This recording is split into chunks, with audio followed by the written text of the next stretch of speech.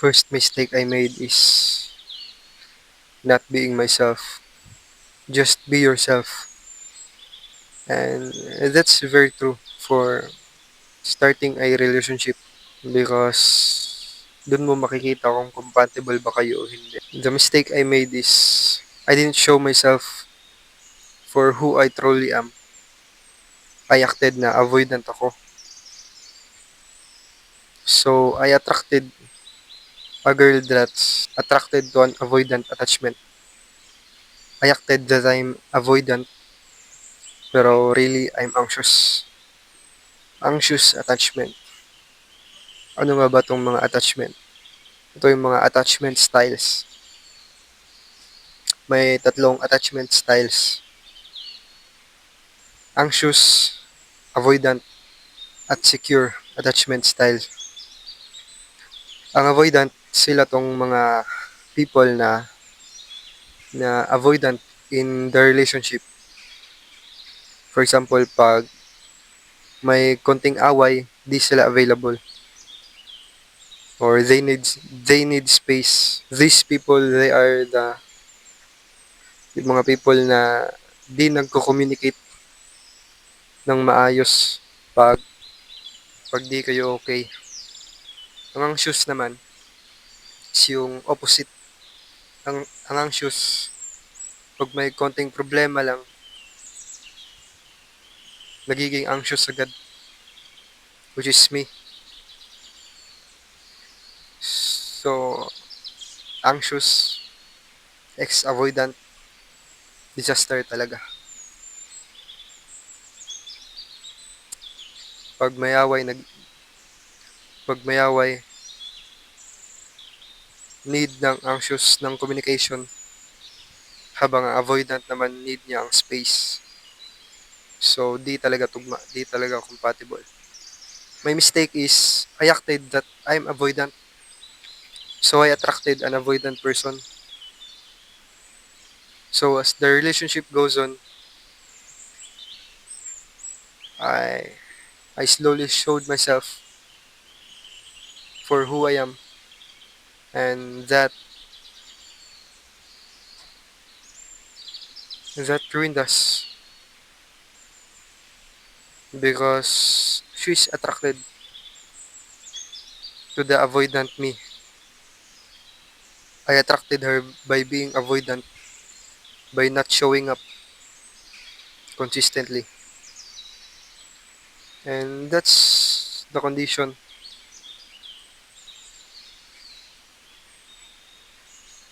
And kapag may konting misunderstanding,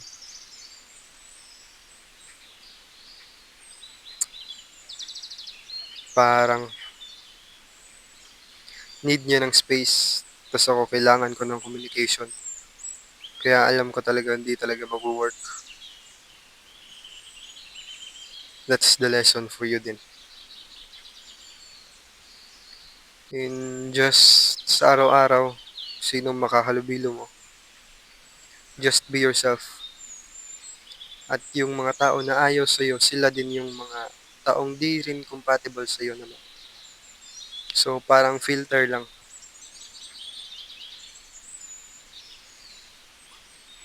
Kung di ka nila gusto, di kayo compatible.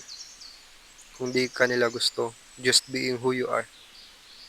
Yes, 100%. Improve yourself, but be yourself. But don't be a loser. Improve yourself, but yeah, don't change who you are just to attract or impress anyone. Biggest mistake. That's a big mistake of mine. Just be yourself. Next lesson is don't fix her. Don't be the I can fix her guy because that's been me. Listen, when I met her, she's around guys all the time. Uh, yeah, During the relationship, I tried to change her. I tried to change her, which is very nakakasira ng RS, ng relationship. Kasi pag ginawa ko yun, nagiging controlling ako pag di ko siya hinayaan sa mga gusto niya. So,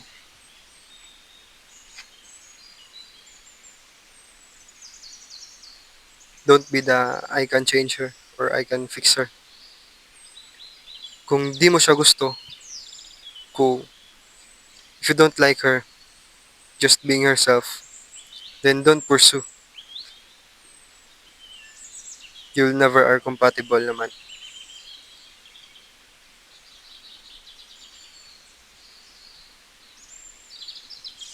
Don't be the I can fix her. Don't be the I can fix her dude. Ikaw lang masisira.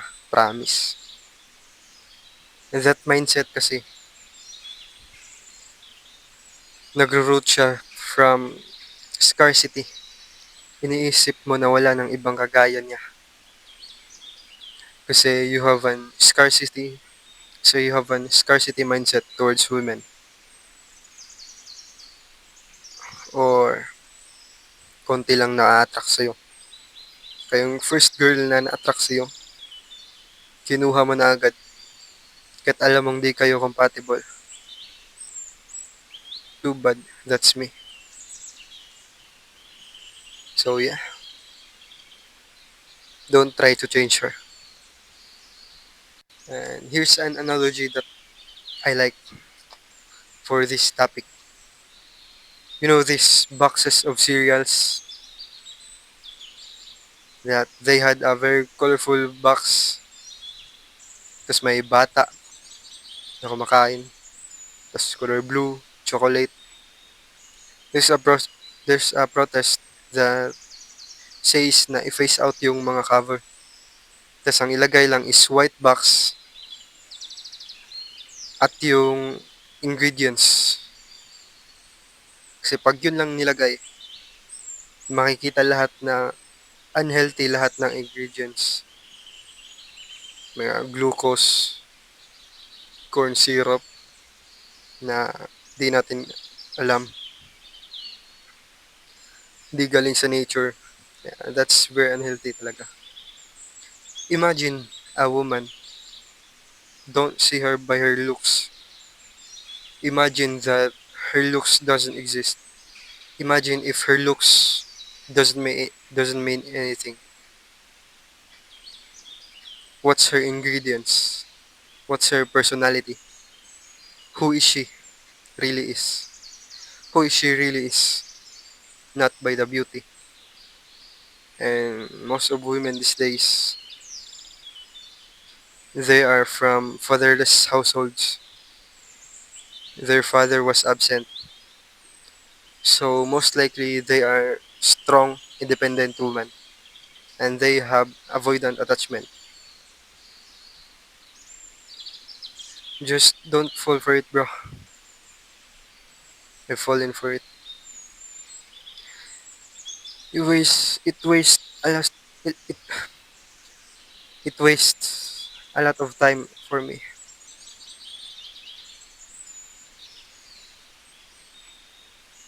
Don't judge by looks. See her for who she really was. If she is compatible with you, then yeah, that's good. If she's not, without her looks, you don't you don't find anything attracted from her, then that's a red flag. Then that's a red flag.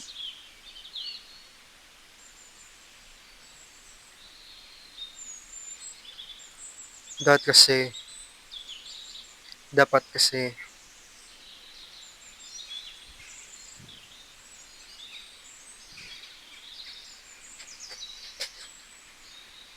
that's,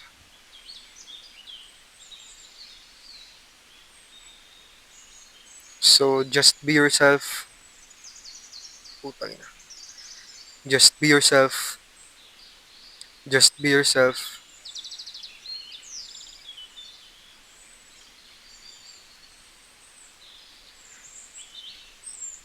If you don't find if you don't find her interesting without her looks, then just don't pursue.